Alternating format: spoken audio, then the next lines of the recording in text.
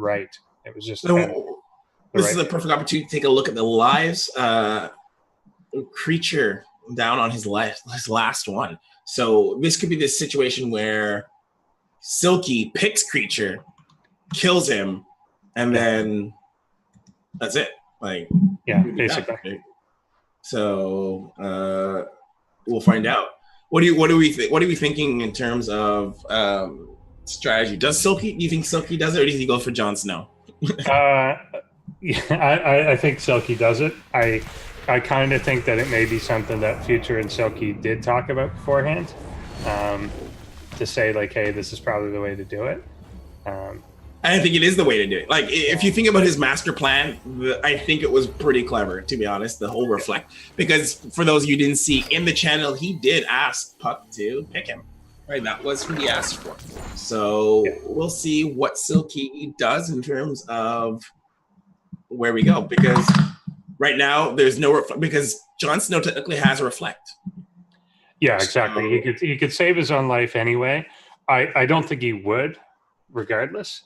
But I don't know. I would say definitely if I was him, I would try and save the reflect for if you had to play Mass again. Right. But, because there's this opportunity right now where Silky can and Creature's looking pretty vulnerable right now. No reflect, one life.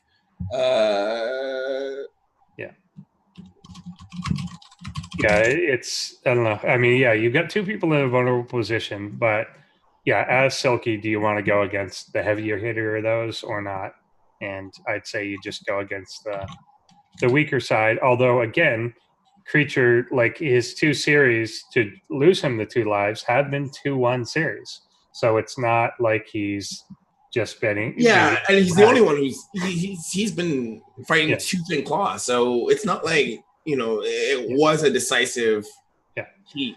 So it could change your opinion a little bit on how he's playing. That you don't want to go at him, but and you know what? And if, for example, Creature does go out in the next game, or I mean, if he does, like for example, he does take on Silky, and speaking of Silky, Silky, finally get the opportunity. It's your turn, Silky.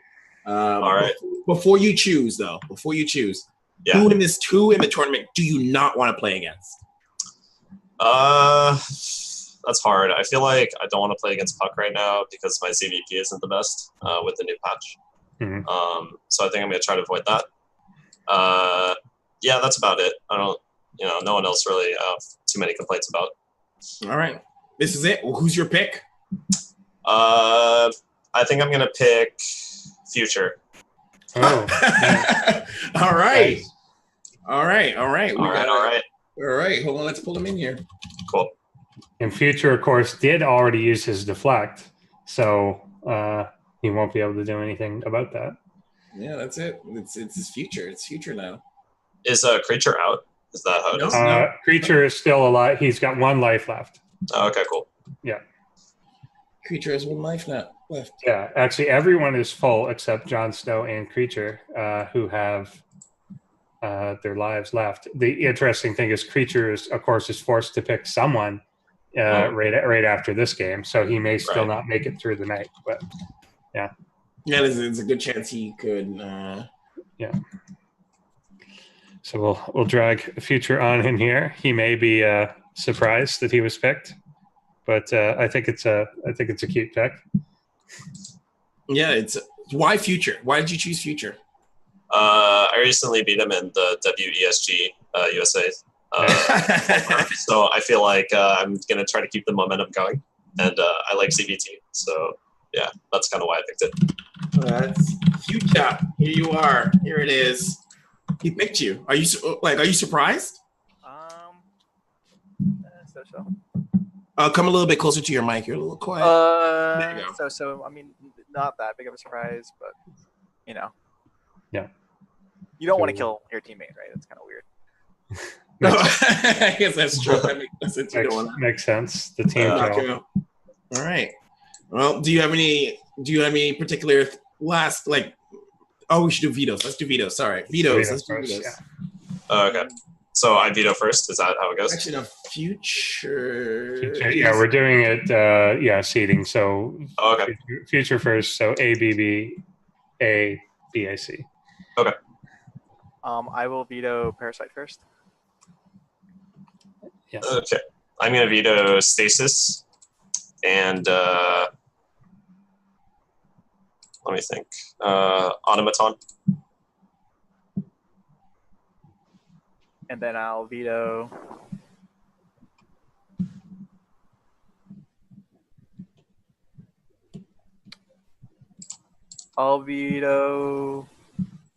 Kairos Junction. All right. And then I have first pick, right? Yes. Yeah. Okay. First, let's do Cerulean. And then second map, we will do Lucia. And then Port will be last. Okay. Yep, cool. So, All right. any final words?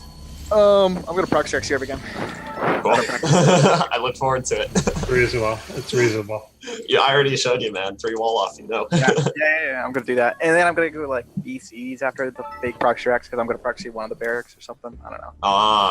Big brain. Like that. The BCs I might even are like good. I might even fake proxy Rex, like send an SCP out and then build a bunker. Oh, that's Or I crazy. could fake proxy Rex and Maybe I made the wrong pick. I don't know. This is too mind game for me. I don't know. Oh, man. Scary things. I just want to point out before we get you guys, there's a lot of I love the chatter going on right now in the chat. Yeah. Everyone is deciding who they want Creature to pick for his final. Yes. It's quite Possible good. final games. Everyone's engaged. Yeah. Yeah, I've been reading the chat as well. Out of curiosity, Silky, why didn't you? Is it because he's on like the same team why you didn't choose Adam, or is it more just like you just wanted Future more? I just kind of want to play ZBT. That's right. Easy peasy answer. Speaking of, make sure you pick your race in the lobby there. Oh yeah, my bad. I'm gonna mix it up. Can't run away from proxy Rex with Aaron, man. I can still Yeah, it's true. I just want to point out, I have this is super funny, but Moss is offering to buy Adam dollar nugget deals. If he gets picked. Gotta get the Big Mac donation goal going again, man. I missed that. I just want to point out that this is Nice. at some point we're gonna get like a chat cam going, maybe for next week, so that people can see what's going on in this chat. All right, boys. Good luck. Have fun. Great, thank you. Games. Cool. Thanks. Alrighty. As we jump in, I'm gonna do a quick bio. You Absolutely. carry the stream. I'll keep it up. I'll keep it up, guys. Don't worry. So one thing I wish I could give you guys a good indication of is the banter going on in the background of the stream. We right now in the chat have Masa and Puck fighting over who wants to be picked by Creature. They want Creature. Both of these people want Creature to pick him. Because remember, it's not even just about sitting back, it's about winning. Because each game you win gives you $25. So theoretically, you can, even if you don't win the finals, rank up. Oh my gosh. Okay, I thought my game crashed. You can rank up not only store on the life points, but you can also keep up the wins in terms of prize money just by getting some good games in. So, and also, guys, while we wait for Endersword, I'm going to hold it down just for the little solo cast. Don't forget, hit exclamation mark Matcherino. I don't know if any of you guys can hit it for me because I won't be able to do that myself. Exclamation mark Matcherino in that chat. Or if you're watching a VOD, ESChamp.com/support. And that will take you to the Patreon page, which we're using to raise. Right now, we're at like 160, 170 in terms of our goal of 500. Everyone hears my voice just pretty much dying. 160, 170 in terms of the goal. And we're trying to get to 500 by the finals. So hit that exclamation mark Matcherino, and use the code SUUPA to get yourself into that $3.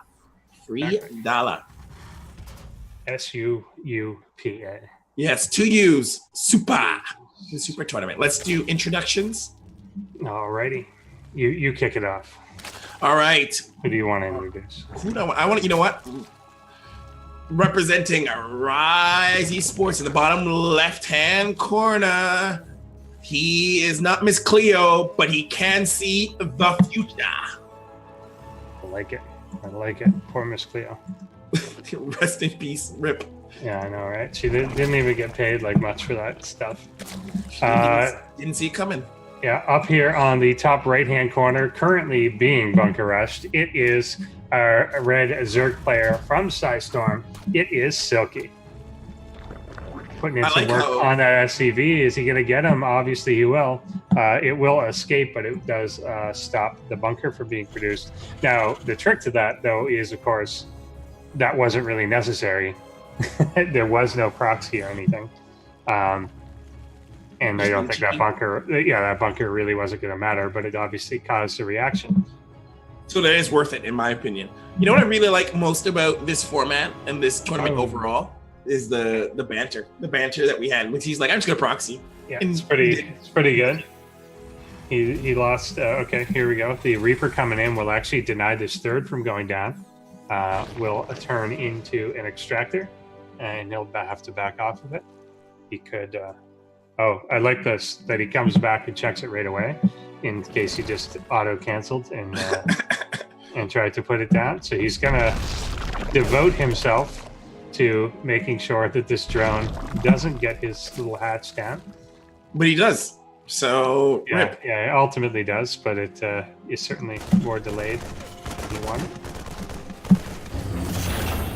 And you know what we didn't do? We didn't get a chance to go into stats. So why don't we get a little bit if we just pull up some stats quickly before we get into the thick of things? I'm curious to know.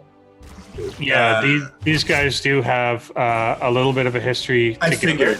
Yeah. Now it does historically favor Future. So in 18 maps played against each other, we've essentially got a 2-to-1 ratio. It's 12 wins on Future side to 6 on Silky's side. So. Definitely historically has favored Future here in terms of both their MMR and Caligulac and everything. These guys are very close. And Future, and Silky said he's trying to keep that momentum because he defeated him in WESG. So this is definitely a good time to turn those tables. Indeed, and all that WESG stuff coming up again to plug a little bit for this weekend coming on Sunday. We've got WSG Canadian finals coming featuring Scarlet, Massa, BioIce, and the Riddler. If you're in the Toronto area, it's at Scotiabank Theatre downtown Toronto. Casting will be by Fear Dragon and Nathanius. And I'm going to be observing for that. So if you're in the area, come down to the theater. It's free, apparently. So apparently. Yeah, apparently. All right. Hearthstone finals at the same time. Oh, that's probably why it's free. They know you're going to pay for it. They know nobody's going to do that. Yeah. These Hellions just poking in here, trying to see what they can do. These damage to this queen, but these queens are saying no, baby, no. We're not getting in. Yeah, a little too clustery up. The Lings with speed coming out in numbers now. They may try for some sort of surround here. They're at least setting it up. Ooh, catch something. Oh, really good catch here. Jesus, really nice. Sneaky though. The battle cruisers coming out. You know what? I have to say I do like this patch because I feel like I've seen more battle cruisers in the last 48 hours than I've seen the entire time this game has existed. Exactly. So we'll see how this plays. Like obviously when Massa did this, the Hellions did a lot more stuff. This time the Hellions and Reaper getting cleaned up so much is going to make it really hard for the battle cruisers to get in there because like you soften up queens and you get rid of things like Lings to stop a counterattack and you're in a whole different position. But now one battle cruiser coming into the Zerg base won't do anything. Yeah, the queens, will have enough to fend off, especially if they're in this clumped up position. They'll fend off a decent amount towards these battle cruisers with, for sure. I like the transfuse on the Overlord. Feels like a BM transfuse. I don't think it was like. Now they're all like really weak in this battle cruiser warps in. Oh, as it has done. Yeah, it is here behind the main. A good, neat little spot. to come in. We'll get some worker kills. Five of them here. He has to retreat to safety. There is enough room to like just sit back here until his cooldown is up. So, which is cheeky and cute. I like this. Yeah, can do that. It does pull all the queens back to the main here too. So when the second one comes out. Now, if he can do a little bit of a saltiness here with like warping in the second one into another place, either the natural or the third. The thing is, they're double spore covered, and we're getting additional queens popping out there as well.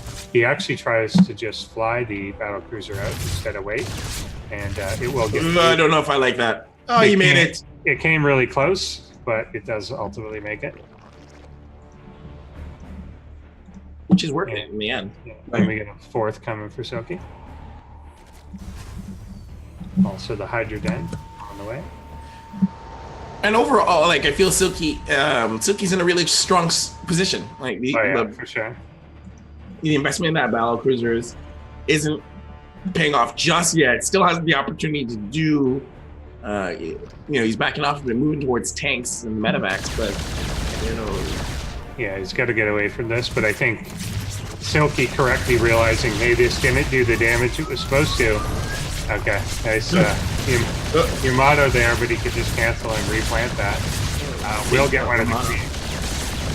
And he's going to have to warp away here in a second. I was like, Like it was the Banelings morphing under the BC that scared him. That was the answer. Yeah. It's around here of that small force. Now I like that as a distraction. He will go in to try and cancel this base. Get it again. He may not be. Yeah, he's not yet aware of the other one, which is already up and running. He may know it, but the way he approached that, I don't think he does. No. But you're right. He could pretty surmise based on how the creep is pushed into it that there is another base up. A little hit there before retreating out. He does see the Hydras behind everything. We'll go in to try and keep this down yet again. Silky's looking really good. Yeah, I mean, his economy's roaring. He's up to 75 drones. He's getting infestation pit on top of everything. Because of the way it's gone. So, yeah. Almost walked into extreme danger there, but did most of his stuff. The BC looking for another way in. It may actually go down here. That's not gonna survive. Yeah, Hydra's chasing it down off creep. +1/+1 on both sides. But we've got the hive already coming out for Silky. BC coming back into creep, like literally sending a battle cruiser to clear up creep spread. I'd like to see this battle cruiser do a bit more harassing, which is obviously what it's walking into 2 spore crawlers. Let's see one. Nice transfuse, doesn't even die. There we go. Gets it. That was a lot of effort and energy for very little return. Tiny force loses a medevac there again. Yeah, he's just making no real solid incursion onto this creep. And yeah, what we're just seeing is like Future is he's trying. He's just like poke, and Silky's just like, get away from me. Like, that's not happening here. Yeah, trying to be somewhere. A landed Viking. Will he get that for free? Yeah. Yeah, this is feeling unhealthy. It's one of those almost. Yeah, Silky even going up for a 6th hatchery here. He's just got full map control at this point. Future gonna push out, but right into a fragment of the army here. Potentially get some nice kills, but whole thing gets spotted. Counterattack on the other side. The other battle cruiser going down.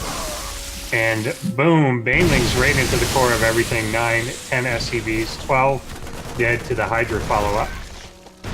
What a solid hit! And right now, Future's best opportunity is to there's gonna end up being a 3-way surround here. This is gonna be gross potentially. Yeah, it's coming from all angles. He's gonna get the tanks from behind. Oh my god, doing tremendous from all three sides, leaving these Marines just in trouble. This is no one's going to escape. GG.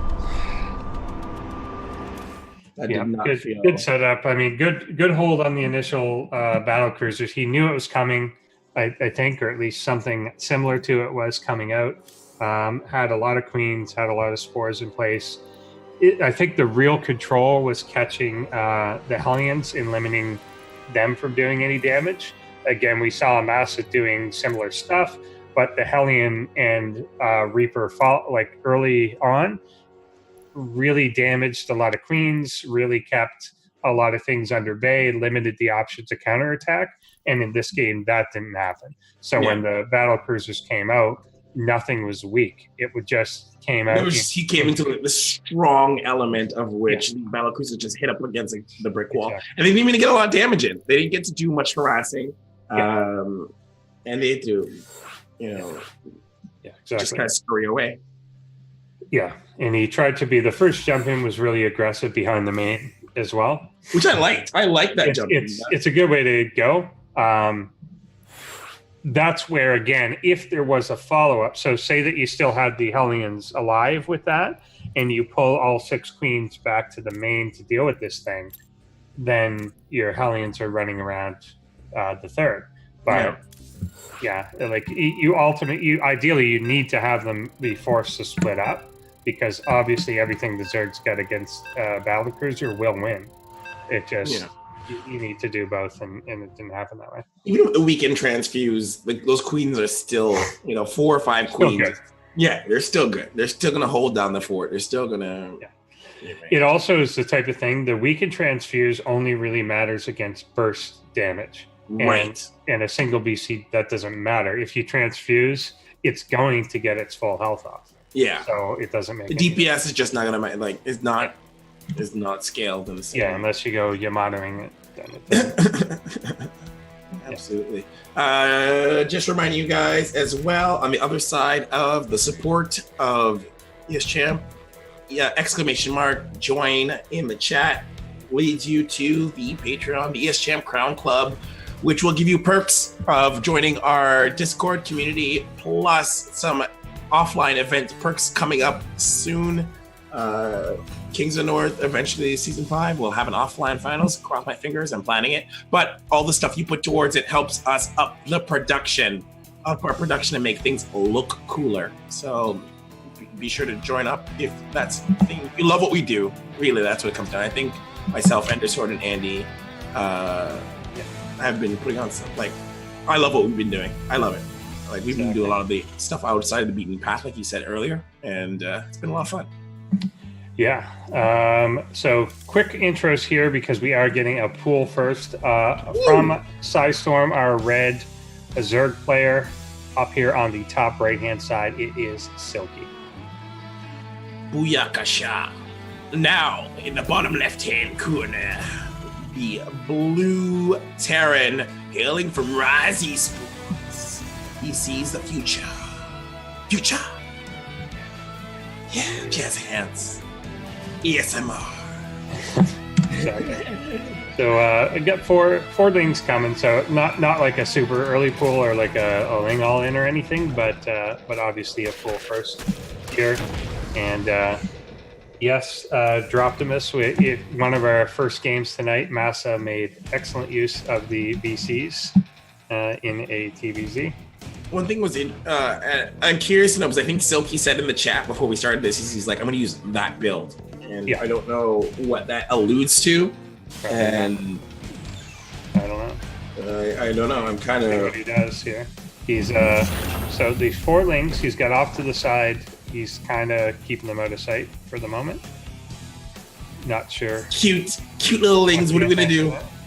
Yeah, the Overlord getting into position, so he's going to be able to see what's going on. He may literally just be holding these to wait for, an SCV or 2 to go down, and then if it's still empty, go in and kill something. That's a little healthy. That's a healthy investment. I'm okay with that. Decent to do. He could be holding him off till speed. I don't know. He's kind of pulling back though. The third base coming up here for Silky now. Just 1 drone on gas. Yeah, I think it's fairly healthy.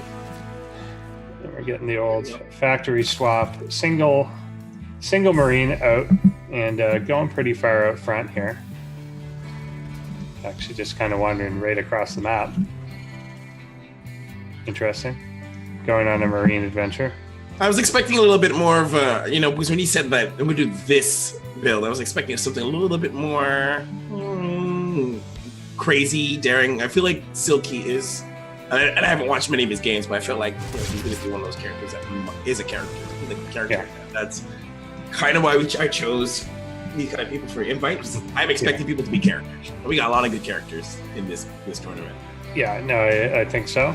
We got this again, the swap to the tech lab, but a Viking out first on the starport. So could be a follow-up here. We've again got 4 Hellions coming out right away. There's a lot of swapping these buildings as the factory is now shuffling over for another tech lab.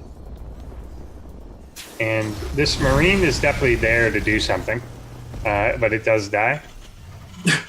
What are we looking at? Oh, you have a CC coming down, building up the third already. Oh, good macro. Just like looks like we're just getting some good solid macro. Like that's our plan right now. It's just solid macro, nothing too fancy. Raven coming out though, which makes sense. Tank to follow that up as well. The Hellions will come in, see what they can do, but they run immediately into 3 Queens in the right spot. I just want to point out before we get too deep into this, you guys need to send me your energy because my voice is unfortunately was not designed to cast tonight. So please forgive me, all you wonderful people who have survived up until this point and survived my casting. Andy Man definitely is the man. Shout outs to Andy. You guys, both you guys holding it down. Yeah, he'll be here. There we go. Take Tara's. We don't need Tara's voice, so you can take. No, we don't. Tara our behind the scene man running all the production. Him and Will. And Will tonight. Always great. In Tara's world, of course, it's like 6 in the morning, 7 in the morning. Yeah, he's such a trooper. Yeah. Tara. Good times. We got this Viking going around doing work. Picked off 3 different overlords at this point. Which is the Hellions really still looking.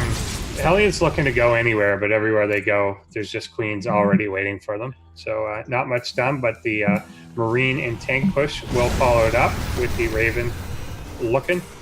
I've loved that we have Banshees coming. I feel like I haven't seen Banshees in a long time. The Hellbats will help kind of push their way onto creep. There will be some Banelings with this, but the Hellbats could definitely tank some of that up front.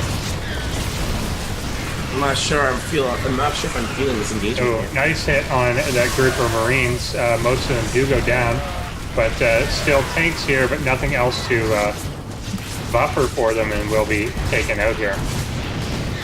This cleans up pretty much a good portion of Silky, Future's ground army, leaving just a handful of like nothing really. But you got some Hellions, 2 Hellions, 2 Marines, and a single Banshee sitting down and a couple in production. Not enough if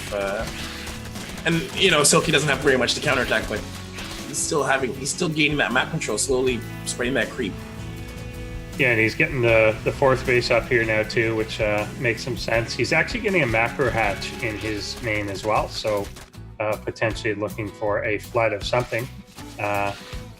Maybe just to drone up really quick, but he's not missing a ton there. Both of them relatively equal in workers. And I'm a fan of Silky style, where it does secure. Like it feels like he's going to secure himself first, and then make sure he is. Absolutely, does seem to be the case. If you're ahead, get more ahead, sort of thing. Yes. First reaction to those like dominating. Like I crushed your attack, so I'm going to expand that. Exactly, as opposed to I'm going to go rush into counterattack. And obviously, if the opportunity buys it, he's patient and it's a solid overall. We're going to get some roasting. Hellions coming in right now, pushing the issue. Yeah, we'll push back off creep here again, and I don't think he's going to try and roll off this too far. Although good surround here. That was really good surround right now. to get the Cyclones at least, yeah. But then the cloak comes in and everything does have to retreat. But we have an Overlord. Yeah, Overseer is really nearby, but he wasn't very close. Yeah. I'm not sure why exactly, but there were 3, I guess, were these just with the army? 3 SCVs were totally across the map in some random location. I don't think they were meant to do anything. No. They just got swept up in the hoopla, the excitement, I guess. I don't know. Right? We all get swept up. I get swept up. Trying to, again, clear out some of the creep in this middle section. Doing a reasonable job at that. Which is good, right? We're going to try to push back some of this map control. Silky going for the low base here in the bottom right-hand corner. Take the hatch there as well. Kind of nice way to do it. Future still trying to push in at this fairly fortified area. There's so many queens here. This is not the ideal place to be pushing in right here. This is... He will finally start to get this queen cut down, but that's a lot of banelings. But there's not a lot of creep room for them to chase down on, and he will break this through. He's maybe a little ahead of himself. Yeah, has to pull back a tiny bit, but gets the hatch, which was the main goal anyway, and pulling back as a single roach. Ravagers are on their way, though. Yeah. 4 Ravagers in production, roaches coming out. I'm liking him right now where Silky stands. Really, pulling by the defense. He lost the base, but he's still not. He's not by any means in a bad position. Oh no, yeah, definitely not. Future kind of getting a main objective there, but he does actually know about this bottom base, which is helpful, as a Banshee does float on in there, getting some of the larvae here too, and making sure the creep doesn't spread. And but this base isn't going down anytime soon. I don't see. It's like this, even though we have 4 Banshees on the way to harass a Spore Crawler and 4 Queens ready to hold this up. Like, you're not coming in. He's Gandalf at this point. Yeah, he's going to have to move this Spore forward as they can't see in that location, but the Overseer comes. As another Banshee comes, 6 of them now. Like, there does get a point where the Banshees get a little crazy, that they can, they're very mobile. Everything. Yeah, exactly. They're very mobile and can be very dangerous. Little Baneling run by up to the top, but there is a planetary fortress there which limits the damage quite a bit, or else that could have been troublesome. Right now, Future's army isn't looking that bad. I love the amount of investment in Cyclones in general. Hatch getting really low here at the bottom. Yes, just picks it off with that last shot he's pulling out. That lock-on helping. Absolutely. A lot of Banshee coming in here now, detecting that things were weak and there was no detection with it. Detection still with these queens, but now they're severely outnumbered and will just be jumped on. We're at that point, that tipping point you said with the Banshees, where things get really, really dangerous. Yeah. Hellbat's now the switch for stability, but there is Viper out now, which are pulling a few forward.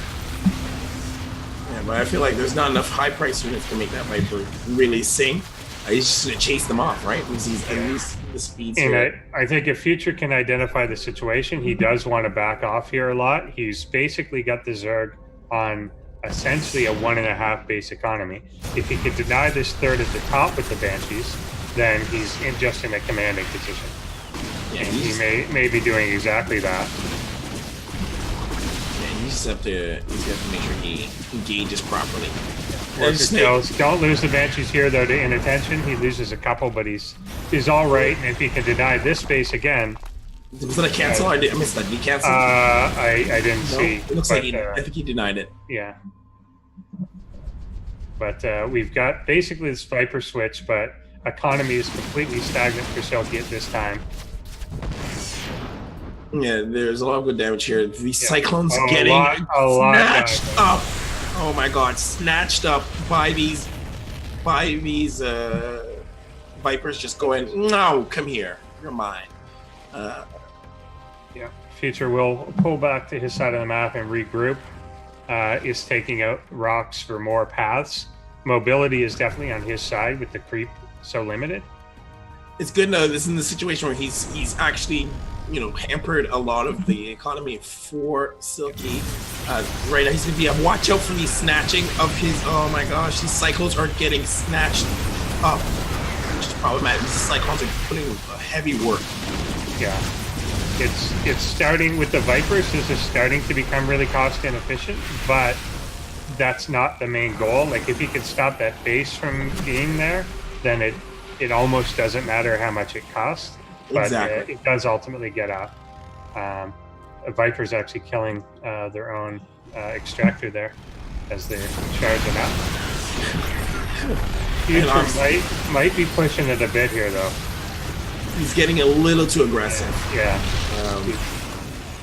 And you know what? I can see it's because he really needs to hurt Silk's economy. And he can right now. Silky is using these Vipers to pull on energy. And each time it makes his target a little bit easier for Future to accomplish what he's looking to do. Yeah, this second reinforcing wave coming here now may be able to overwhelm this position as the Viper count has kind of dwindled a lot. If he could just push in here and kill this base again, then that's He's gonna get it. This is really... Yeah, there we go. That was it. So yeah, I felt he was on a razor's edge there in some of that, but his economy was just kind of out of control compared to his opponent, and he could afford to take fights that were inefficient. As long as he was continuing to suppress what that economy was becoming, then he could continue. And it was a gamble, because if he failed at keeping down Silky's economy, this was done, right? Because you're right, as long as he could keep throwing everything he had and accomplish his main goal, which was stop Silky economy from getting out of control, he was still on the plus, because as long as he kept his economy healthy, untouched, Silky didn't have enough attention span in terms of our bandwidth to be able to get around and get an opportunity to do damage to Future's economy. As long as he just kept rolling out his army, reinforcing these Cyclones, reinforcing these Banshees, Silky would be diminished. And that's what we saw. And there's so much, like, this is almost like your definition of like a glass cannon type of army of like. Well, that's what it was. It was just pure, because they were just, that was it. It was this high output, very fragile army who, like you said, their primary mission isn't to destroy the army, but to suppress the economy. Yeah. Fortunately, that's what happened, right? He does that well. And I mean, even if he had lost it, there's also still, I don't want to overemphasize that, there's plenty to fall back on. He had like five bases behind this, actually 6 by the end of it, as he had 2 CCs floating. But that's the line he was kind of walking. Well, the key was keeping his economy untouched. If somehow Silky had the opportunity to get around or attack the economy in some way, that would be it, because the economy was kind of vulnerable, right? Silky, if he had the opportunity to do some Ling run bys to get into these other bases, that would have been problematic. Yeah, absolutely. We got well, let's introduce people first as we check up on this SCV that is proxying something or other. Up here on the top left-hand corner of Port Alexander, we have Future. I have to say, I love when you make your voice sound all Russian. All right, in the bottom right-hand corner, hailing from Storm, we have Silky. And that Overlord is going to miss. Oh, no, he is turning. He turned at exactly the right spot. We'll immediately spot these. So, and Future realizing the issue with that right away.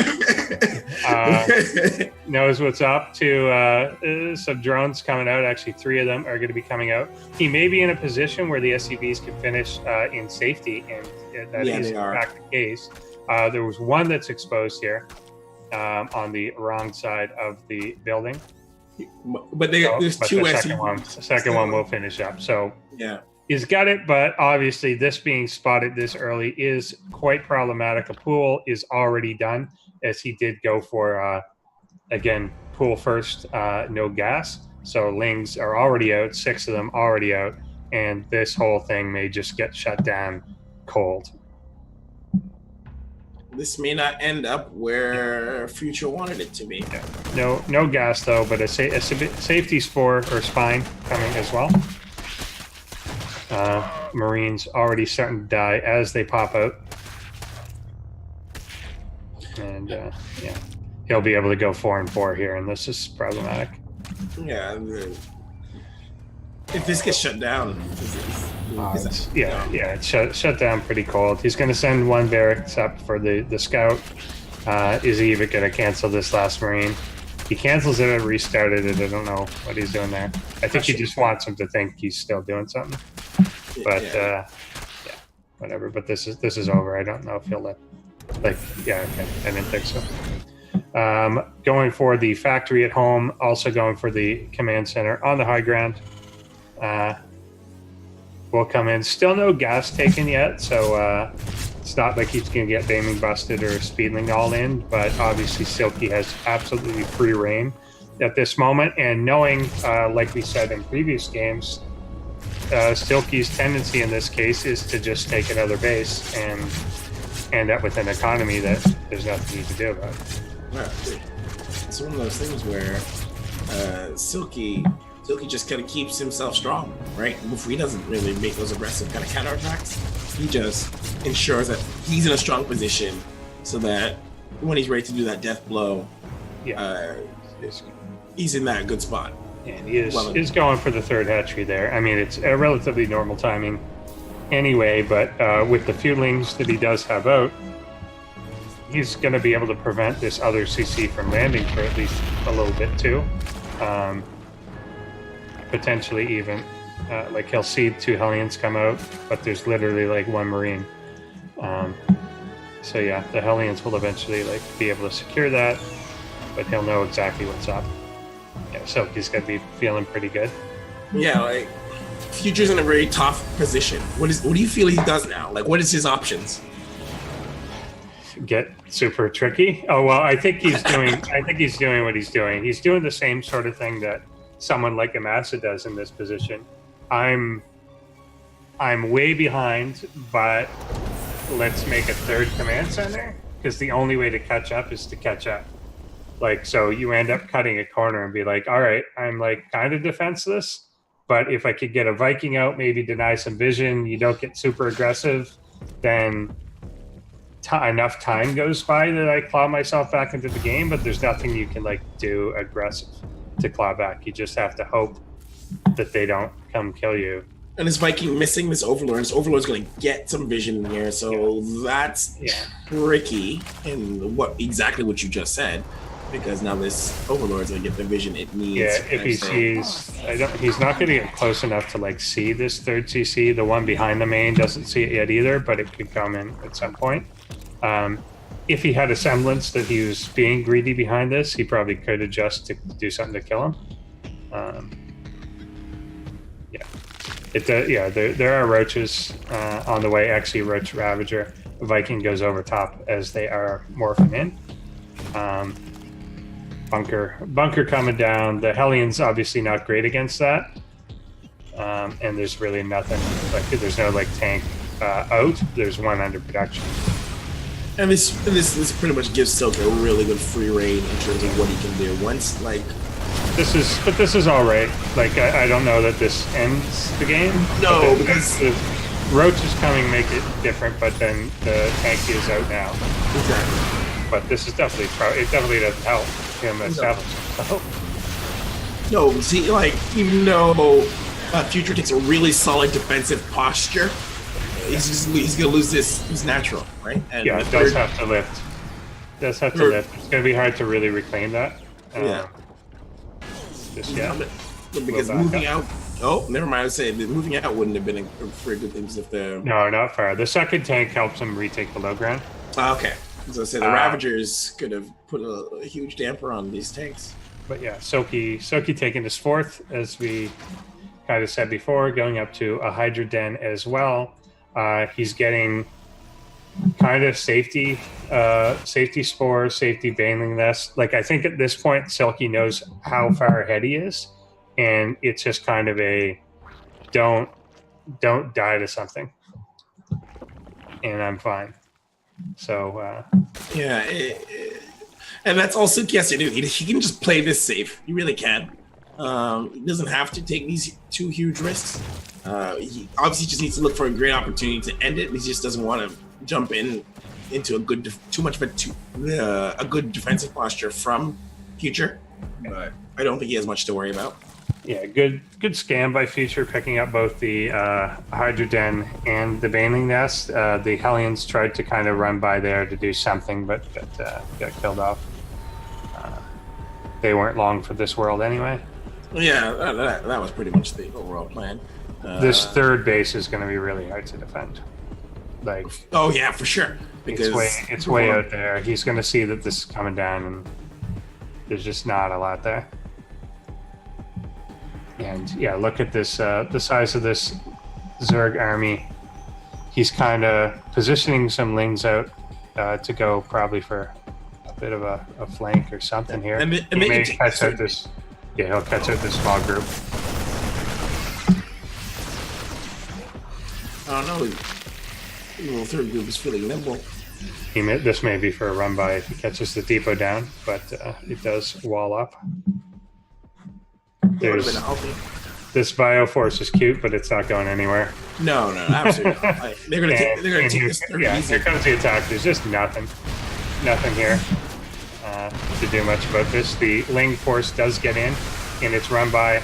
Everything is just going wrong here. Banelings in the back take out that Bioforce, and he's just overrun. Well played. And well played. Series. Well played. Well played. Pretty good. So overall here, Silky with the bold pick of the night here to take out Future. It does pay off for him as he does win the series 2-0. So putting $25 in his pocket here and taking one of Future's lives.